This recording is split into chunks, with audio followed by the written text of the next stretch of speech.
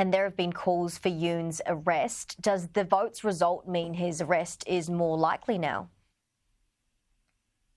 Sure, because you've had police raid the presidential offices. They have detained his former defense minister, who's believed to have been one of the key accomplices in the attempt to impose emergency martial law. He actually tried to commit suicide this week from detention, did not succeed with that. And there have been other top officials who are being investigated, several military commanders who've been suspended by the defense ministry.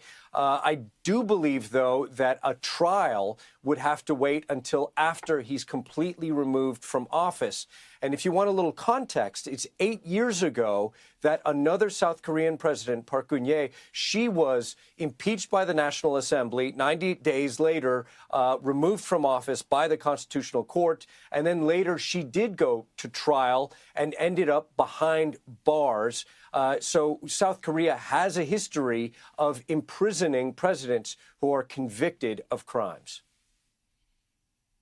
And Ivan, what do we know about the acting president, Han Duck-soo?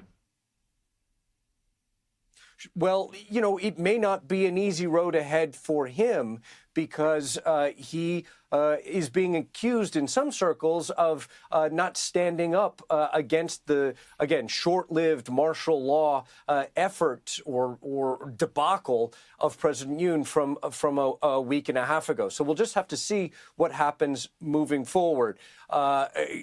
And how he will be accepted. There is polarization in the country. The president's own party, you know, I believe at least 85 members from his own party who were in the National Assembly voted against impeachment. So he does still enjoy some support. And there are concerns from within that party about trying to hold on to the seats that they currently have. They have real fears that if there's an election, they could be wiped out, which is what happened after the previous president was impeached 8 years ago. Again, but this is a fascinating thing that South Korea has gone through just now, and perhaps sets an example for other democracies around the world where partisan politics come into play after presidents commit allegations of crimes. In this case, I think that Korean society as a whole, across the political spectrum, viewed what President Yoon did as an unconstitutional attempt to overthrow decades of civilian governance. And in living history, South Koreans remember brutal military rule, martial law in the 1980s, and they resoundingly rejected that. And we saw that in the National Assembly today.